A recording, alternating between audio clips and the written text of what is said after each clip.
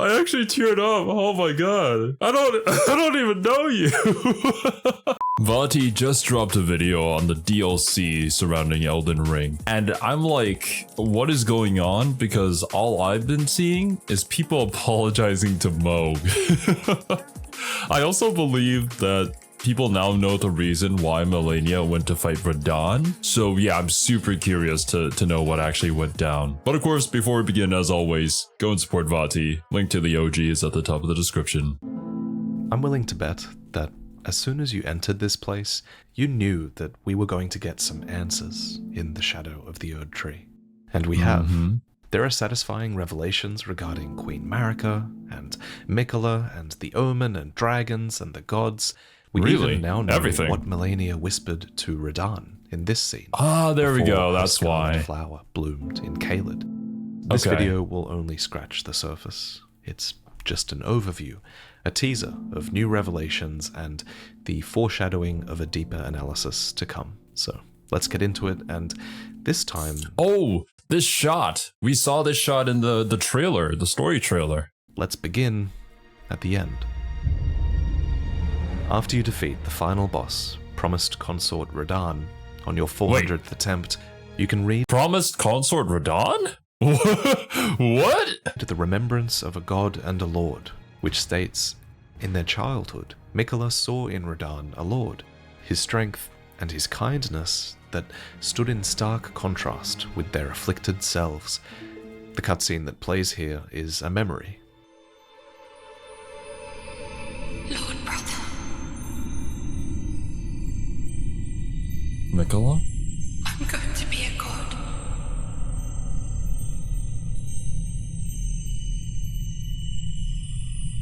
If we honor our part of the vow,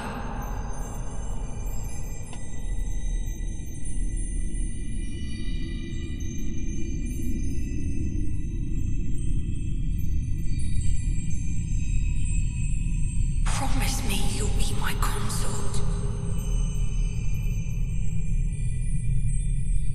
Speaking to Radahn. Interesting. Right? I mean, that's... I'll make You're the fighting world Radahn. a gentler place. And so Miquella made his heartfelt wish that Radahn would one day be his king consort. Now, this ending and the reappearance of Radahn has received a lot of early criticism. Whoa. But I think this encounter does go a lot deeper than some people are giving it credit for. For example, we're hearing about Miquella's side of the vow in this scene and about what Miquella wants, but what about Radahn? What was his part of the vow? What did he want? There is evidence of Radahn being kind, sure, but this is also a man who celebrates war. Did he truly share Miquella's vision for an age of compassion?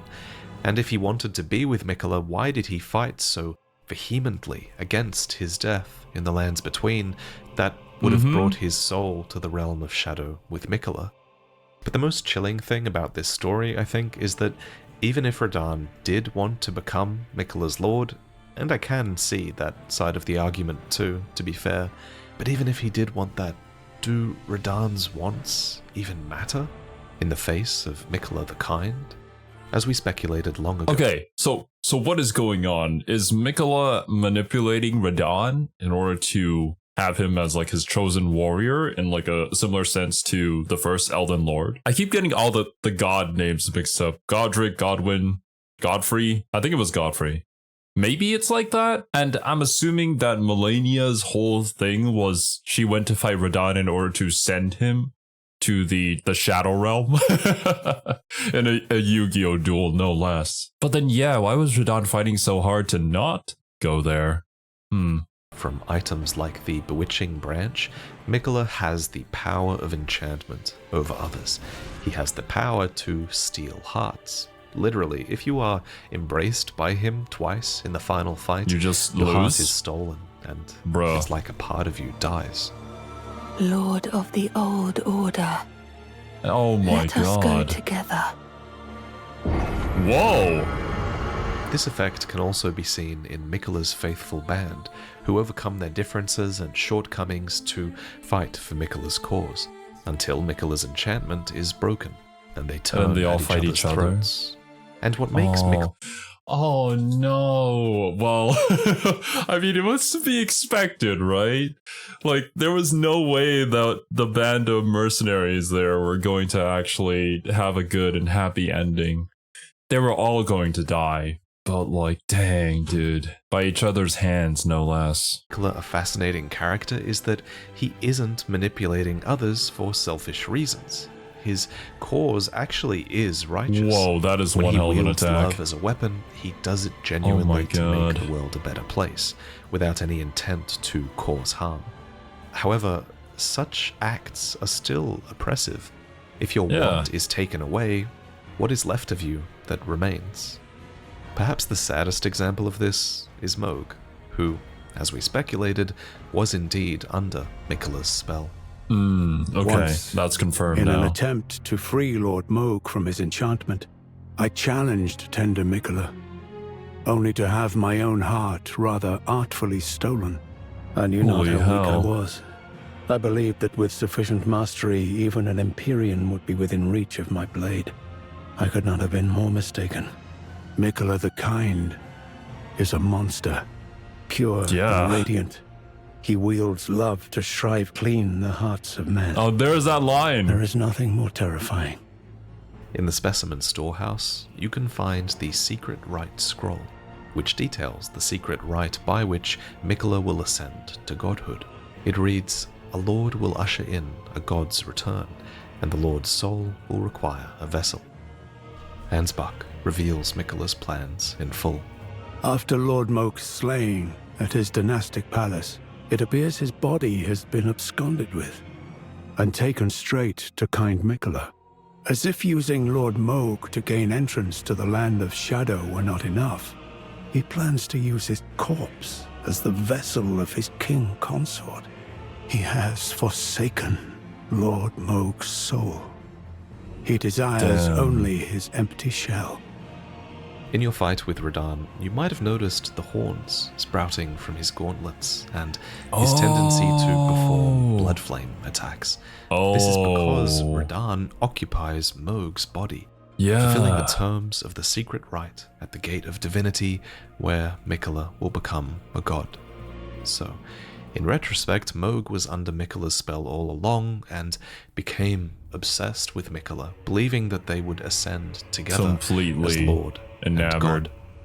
But Puppeteered. Miquella had plans for Moog, not just as a corpse to pull into the realm of shadow as a vessel for Radahn's soul, but as Ansbach reveals, Moog was also used as a means for Miquella to enter the realm of shadow in the first place.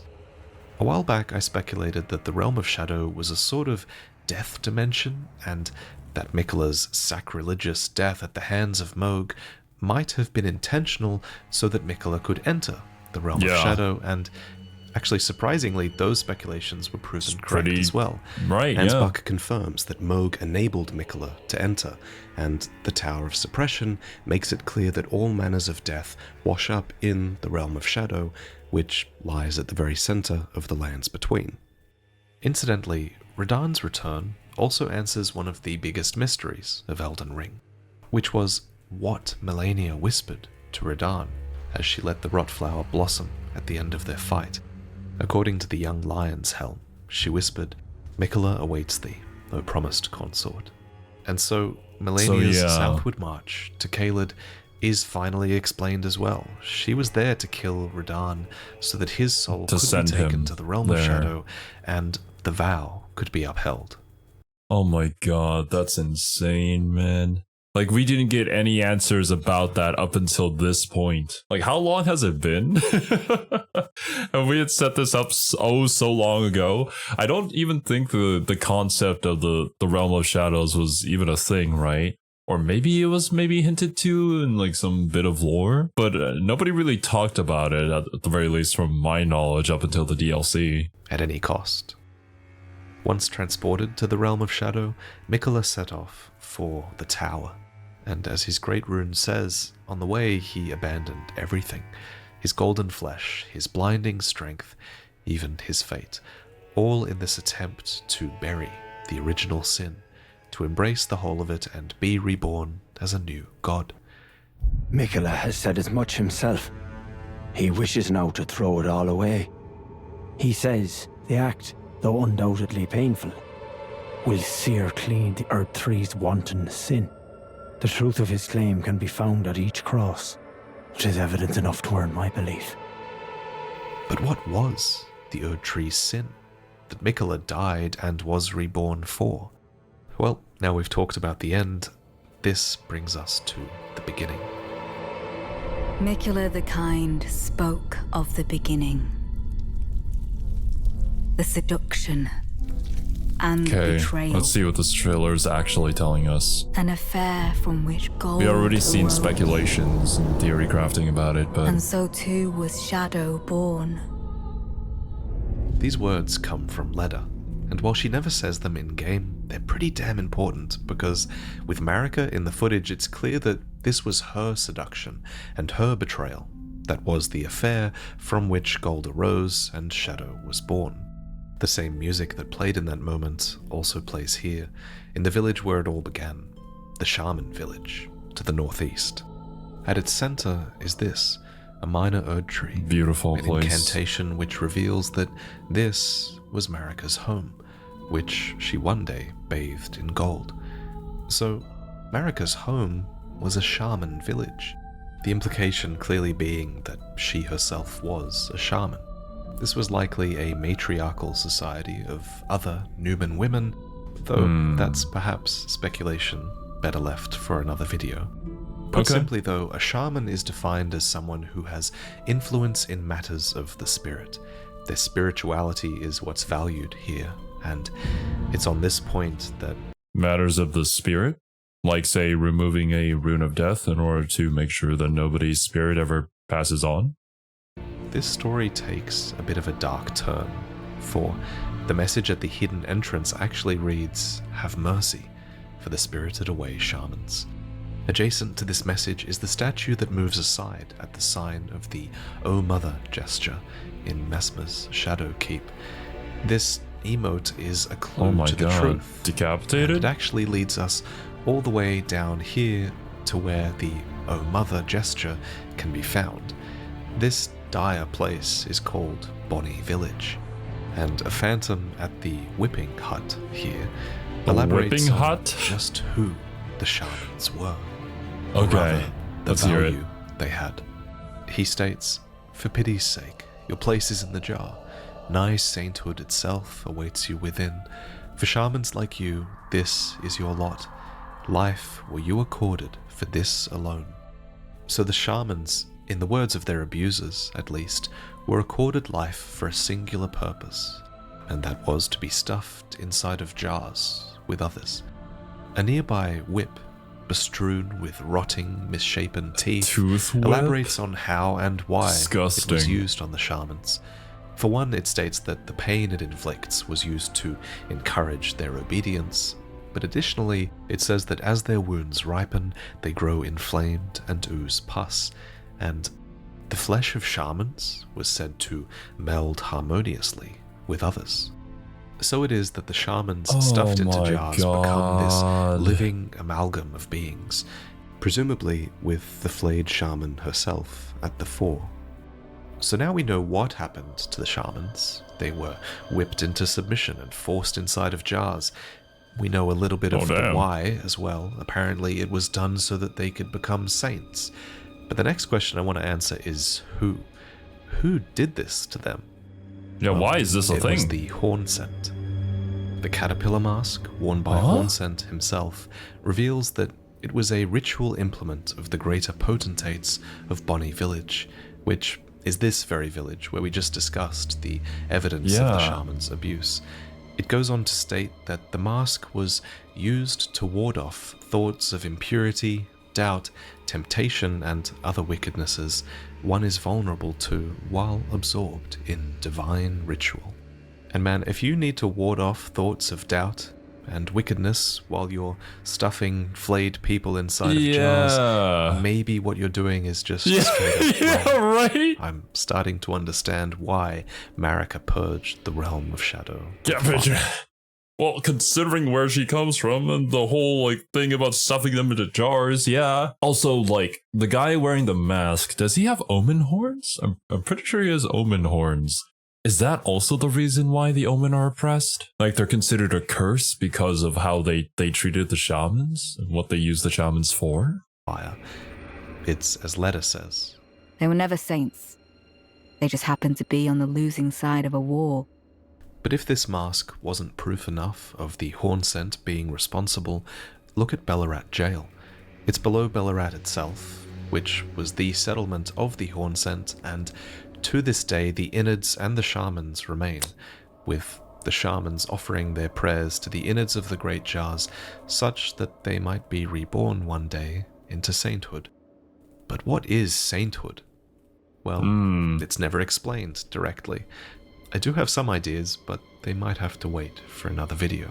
Okay. What we do know is that the Hornsent were obsessed with invoking divinity, and forcing the shamans to achieve sainthood was likely one facet of that. So, it's the Hornsent that we need to discuss next. The Hornsent are an extremely ritualistic people, with swaths of their culture devoted to spiritual research and invoking the divine. And one of the most sacred things to them is the crucible, which they have to thank for their tangled horns, which are considered an evolutionary gift. If you didn't know, the crucible has been long established as this primordial form of the Erdtree. Yeah, we had talked about it, like, this entire culture probably revolved around the crucible long before the Erdtree ever became a thing. And that was likely the reason why this culture got burned by Mesmer's flame, because, well, it was the old thing. But now we have a even further reason because of how they used the shamans, and how America was likely one of them as well. A blending of life that became the Erdtree's primal vital energies. And apparently, it originated in the place that became the Realm of Shadow. This becomes quite clear thanks to Devonia, who is the longest serving of the Crucible Knights. According to her helmet, she quested in search of the Crucible's origin, and departed from the lands of the Erdtree alone. Another item we can find that's a clue for the Crucible is Spira, an incantation for a spiral of light. The spiral, it says, is a normalized Crucible current that, one day, will form a column that stretches to the gods. Maybe it's no coincidence that the White Tower of Ballarat is a spiral, nor that it culminates in a divine gateway that is a column of the dead stretching to the gods. There's also trees that include the dead, but I digress, I'm getting off topic. Lots of dead. Back to Marika, because at some point it seems Marika rose to prominence within or adjacent to this Hornsent culture. We can kind of infer this because Hornsent refer to Marika's eventual purge as a betrayal, and something can only really be a betrayal if you they hold you in high regard in the first place, yeah, right? So the Hornsent were aware of Marika, and likely her Erdtree as well, before what they call the betrayal. But how? Did they... Well, the line is like the tricking, the seduction. They were potentially misled as to what the Erdtree was going to be, and then Marika pulled like a 180 and was like, nope, this is to screw you guys over instead. Maybe? How did Marika rise to such power in their homeland where she was presumably a shaman? Yeah. One of those subjugated.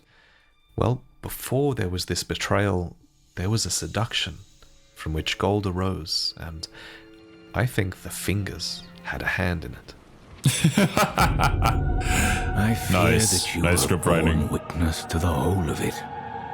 The conceits, the hypocrisy of the world built upon the Erdtree. The follies of men. Their bitter suffering. Is there no hope for redemption? The answer, sadly, is clear. There never was any hope. They were each of them defective, unhinged from the start. Marika herself, and the fingers that guided her. And this is what troubles me. No matter our efforts, if the roots are rotten, then we have little recourse. Ymir is the High Priest of Manus Meta, a cathedral of the hand to the east. Once he instructed Relana herself in the sorceress arts, but eventually he would come to abandon this allegiance to the moon, stating that the moon was merely the closest of the celestial bodies, and nothing more. I am a glintstone sorcerer. We study the stars and examine the life therein. Are you familiar with our findings? Long ago, we began as stardust, born of a great rupture far across the skies. We, too, are children of the greater will. Is that not divine? Is that not sublime? And yet, none can fathom its implications, its utter brilliance. In the ruins of this land, and beneath Manus Meta itself, are the echoes of that greater truth that Ymir glimpsed. This is Meta herself, the mother of fingers. Her remembrance reads, the mother of all two fingers and finger creepers was in turn a magnificently gleaming daughter of the greater will, and the first shooting star to fall upon the lands between. So this is an outer god, the Elden Ring, pretty much. and the Elden Beast made landfall in the lands between upon a star as well. But Meta came even before that. So it was that this mother birthed the fingers, communing with and receiving signs from the greater will, who occupied the great beyond. But at some point, Meta became broken, abandoned, and no sign has come through. Well, no, not an outer god, a star. Do you recall what I said? That Marika and the fingers that guided her were unsound from the start. Well, the truth lies deeper still. It is their mother who is damaged and unhinged. The fingers are but unripe children, victims in their own right. It's not clear when Meta was broken, abandoned, but I assume it was before Marika started taking the guidance of the fingers, since Ymir states that the fingers were unsound from the start. Thus, the Greater Will's guidance is outdated at the very least, and has been for all of Marika's reign. That's a pretty big revelation. Incidentally, Placidusax was also Elden Lord before Marika, and he was abandoned by his god as well, so maybe things became broken around. Do we get any revelations about what god that was? Because I remember from the Lord of the Dragons video that it wasn't ever really stated. It was just that they kind of fled, ran away, or maybe not. Maybe that wasn't exactly the case that happened, but regardless, they basically got kicked out when Marika's Golden Order was established. Around that time, lots of speculation to be had there. At any rate, abandonment by the Greater Will or no, Marika took up the power of the Elden Ring that the fingers offered for her own reasons, and the abandoned fingers spread the glory of the Greater Will through her, and she through them. Another important item on this topic is the ancient seed talismans that can be found, which depict the two fingers around an Erdtree seed. They had a hand in the birth of the Erdtree. All this while, the fingers claimed to be envoys for the Greater Will, but that's a lie. The Greater Will is gone. The fingers are alone, operating on outdated guidance. This is something that many characters suspected, but most characters in Elden Ring assumed that this happened around the time the Elden Ring was shattered. It's a revelation that the fingers have been broken for a really long time, and so the Tarnished too is alone, following this guidance of grace that now likely only belongs to Marika herself. Okay, so the Greater Will is long gone. We're kind of like trying to pick up the pieces and continue along the set path that the Greater Will had for us, but we don't know anymore if it's the best thing. This kind of just reminds me of like the Lizardmen in Warhammer Fantasy and following like the old one's plans, although the interpretation of that is kind of really up to perspective. If anyone. And Marika might have played friendly with the horn scent for a time, but eventually she Only had to get what she needed. was surely vengeance, when the horn scent were purged, subjugated, and betrayed. The realm of shadow became this disconnected domain of death, and the shadow tree that looms high became the realm's symbol of abandonment, not grace. Before she left, Marika bathed the village of her home in gold, placing a small illusory tree that restores the health of those nearby. She did this knowing full well that there was no one left to heal. But then she left, never to return. Not even. I mean, not really for the practical reason, but a more sentimental one. If it is true that she was a shaman there, then she probably had seen so many of her people being stuffed into jars and tormented.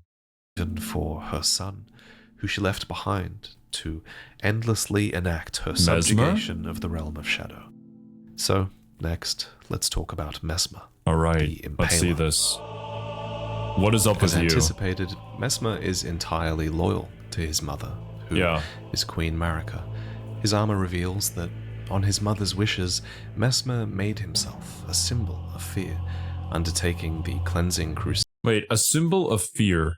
Is that why the snake is associated with, like, something to be scorned, to be hated? Like, this, we had watched the video on, what was his name? Rykard? There was this thing about the gladiators within the arena wearing, like, a bunch of snakes on them, because those were supposed to be symbols of hate that people enjoyed seeing being beaten to a pulp, pretty much, but the timeline didn't really work out with Rykard's betrayal and blasphemy, and him feeding himself to the snake.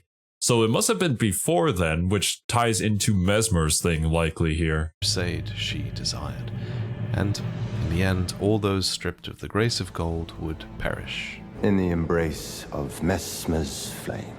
To this end, he had his Black Knights, Fire Knights, and common infantry, not to mention the Carrion forces who followed R'hllana into war on Mesmer's behalf. So it was that the Hornsent were purged, in a war without end. A phantom at Castle Ensis bemoans, "O Marika, I beg, embrace your child, and give us a sign. How long must this holy war stretch on?" Forever but on. Marika never returned, testing their faith. One phantom even raises the possibility that Mesmer himself has been abandoned. And he has.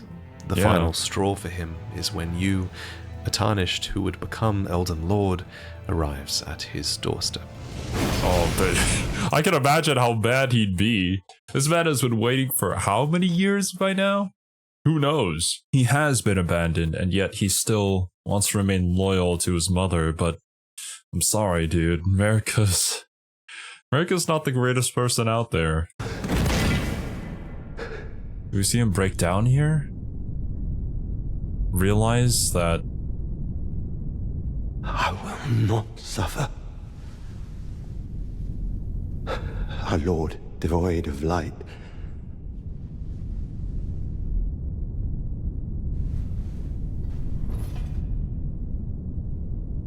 looks to Marika. No, mother. Forgive me.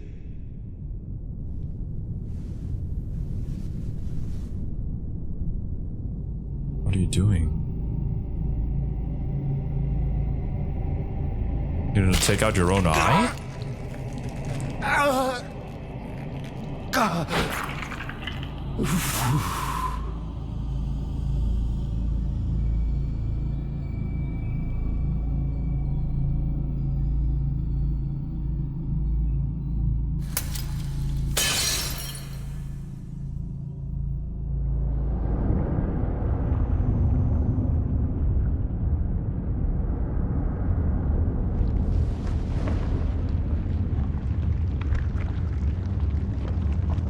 Oh shit. These cutscenes are incredible, man. The way that they're directed. Soon tarnished.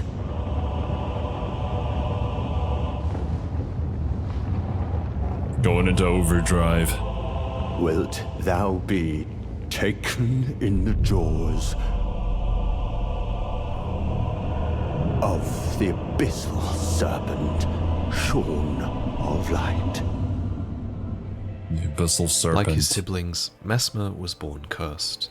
In fact, the game likens his curse to Melena's, who is heavily implied to be his younger sister. Messmer, too, it is said, bore a vision of fire.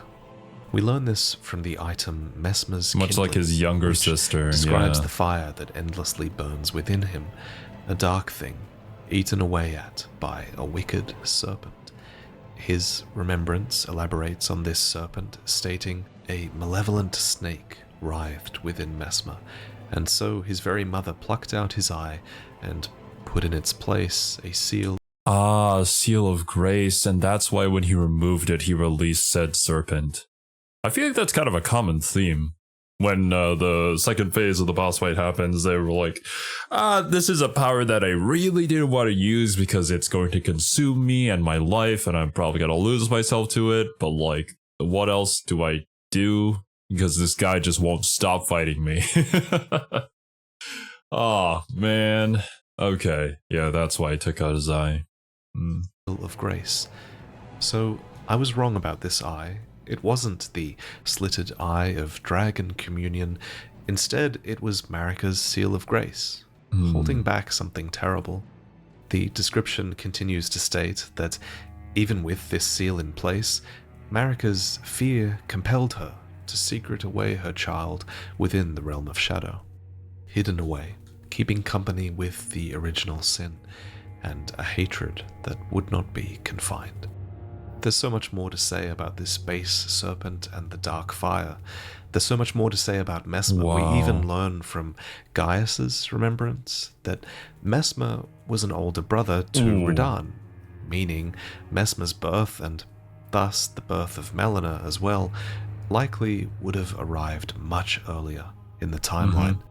And there's a ton of curiosities with Messmer's knights as well, some of whom were loyal, some who were disloyal, and some of whom occupied this space of reluctance in between. Well, that's a cool weapon. But those stories are better off in other videos. In the interest of moving on, there is one last thing I want to talk about with Messmer, and it's that in the cut dialogue, Messmer notes that Miquella has spoken of us to him, and indeed we do know that Miquella did come through this shadow keep, divesting himself at the crosses all the while, which brings us to our next topic, Saint Trina. Yeah. Each Finally. cross of Miquella is a piece of himself, marked with his great rune, arms, an eye, flesh, but there's a couple of crosses in particular that I remember as a part of what was an extremely chilling moment. As you progress along the coast towards the fissure, you notice that Miquella has divested himself of his doubt and vacillation. Without these things, he was free, it seems, to abandon something that was very dear to him. And inside the fissure, at what is perhaps the Saint Trina? deepest part of the land in the realm of shadow, we realize that Miquella has actually divested himself of his love. A phantom says, "Kindly Miquella, I see you've thrown away something you should not have, Right? under any circumstances. How will you salvation offer to those who cannot be saved, when you could not even save your other self?" Oh my god, Miquella, no! To relinquish everything in order to reach godhood, but, like, what is even the point then? When you reach there and you have nothing left. Maybe in Miquella's eyes, that's worth it. And I mean, considering the fact that his body was cursed, then yeah, I suppose so. But like, this is just straight up villain arc right here. Divesting yourself of everything that kind of made you who you were. His other self, his love, his fate, was Saint Trina. So to Miquella, who was one of Marika's kin, having a second self is nothing new, really. Yeah. We've now even learned from It's a part of the shamans family. that their flesh melds harmoniously with others, after all. Actually, the fact that Saint Trina was able to be discarded might even suggest that Radigan could have become divested from Marika in a similar way. Interesting. But Miquella's other half was truly special, and she was renowned for granting peaceful sleep to many in the lands between, which I imagine would have been very much appreciated in this land that's filled with the weary undead. Exactly, so Saint Trina naturally had many followers, and perhaps at the fore was Tiolier, whose obsession with Saint Trina returns almost immediately when Miquella's enchantment finally breaks. I'm feeling rather lost, haunted by memories of St. Trina, her visage, her scent, the lure of velvety sleep. Would kindly Miquella chasten me for falling for St. Trina, while knowing that she was the discarded half? The problem is, I simply cannot help it.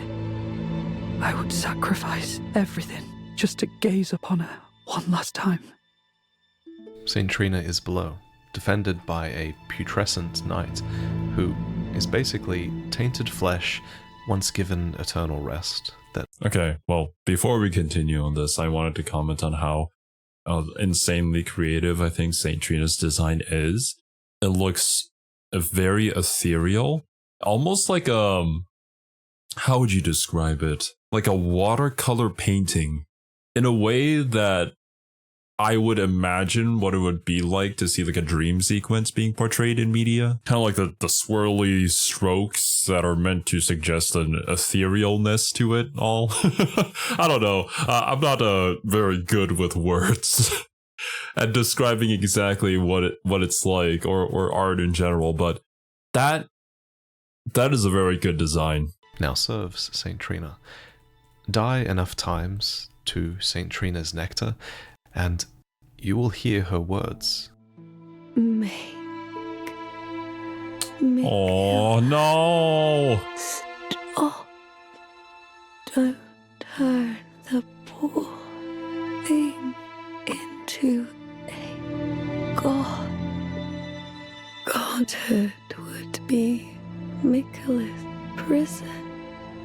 A cage divinity is beyond saving. You must kill Miquella.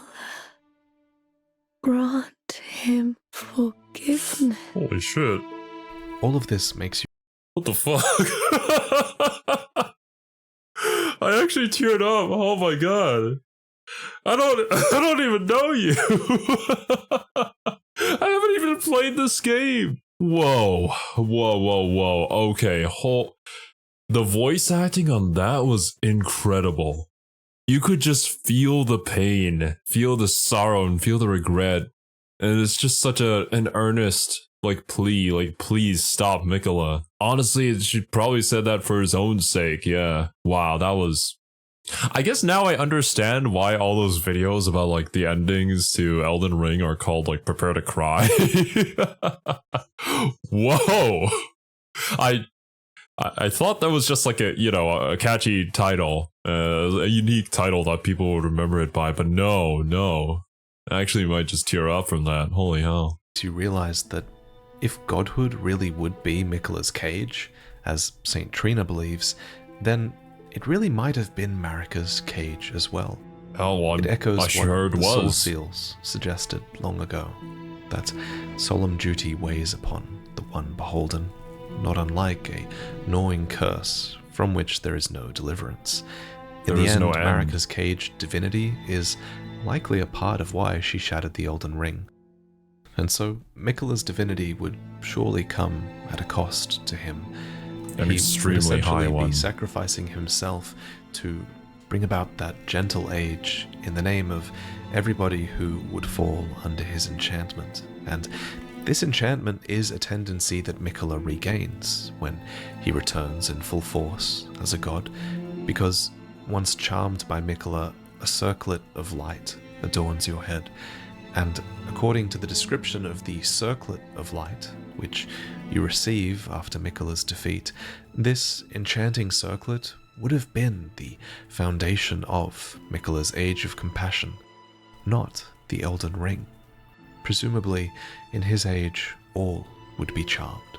But Charmed and worship him. Miquella found Yeah. one that would refuse to be embraced. You. No wonder, as one god and one king consort is all the world needs. And you're the chosen Elden Lord of a different age, whatever ending that may be for you. So, naturally, you would have refused to be embraced. Yeah, Thank you for watching. for sure. And thank you for listening to me, even with my nasally COVID voice. Sorry about that. Oh Before I no, go, Vaati. Displate currently have a Hope you get limited better time soon, sale man. for 27% off your first Displate and 37% off for any Displates after that, and Looks you'll get neato. that deal just by clicking the link below. Oh, I've that's one commissioned heck a of new a setup. design to celebrate Shadow of the Erdtree. This one is called Eclipse, and it's this gorgeous black and white illustration commissioned from Nico Delort. This one has a lot of Easter eggs and references hidden within it. How many can you find? And if you're looking to pick up a few more Displates to make use of that discount, check out my other store offerings as well. I love commissioning these designs, and Displates are honestly great, convenient products that just make any space more interesting. So check that out. And again, thank you for watching. Please subscribe for more Shadow of the Erdtree lore, because I've really barely scratched the surface here today. Oh yeah, I really I'm had to sure. restrain myself from going deeper into all of these topics in the interest of providing a concise overview of all of the lore, and I didn't even cover all of the lore. It was still tough. Honestly, the most fascinating content is yet to come. I still want to talk about how Bale, the new dragon in the DLC, is Whoa. actually the father of the Drakes, and how he had a Oh. war with Placidusax. Gnarly looking. I wish I had time to talk about the With Abyssal Placidusax. Forest and Midra's Manse, which Oh yeah, this the guy. Horn Scent locked away. And then there's Godwin, whose story we can actually say has come to a conclusive end, just by virtue of the lack of new information we've received on him. There's so much more to every single thing I've talked about today, and I encourage you to go through the item descriptions and seek these answers yourself if you're interested, because ideally, I won't be the only source of information that you go through. Support other creators, I think mean, critically about all of the someday, content you consume. Gotta play this for myself, Thank man. you for watching mine. I finally have the I game. look forward to exploring Just gotta find all the of time this to. with you in the months to come. Look for another upload soon. Cheers, guys. Hell yeah. Thank you very much, Vaati. Oh my god.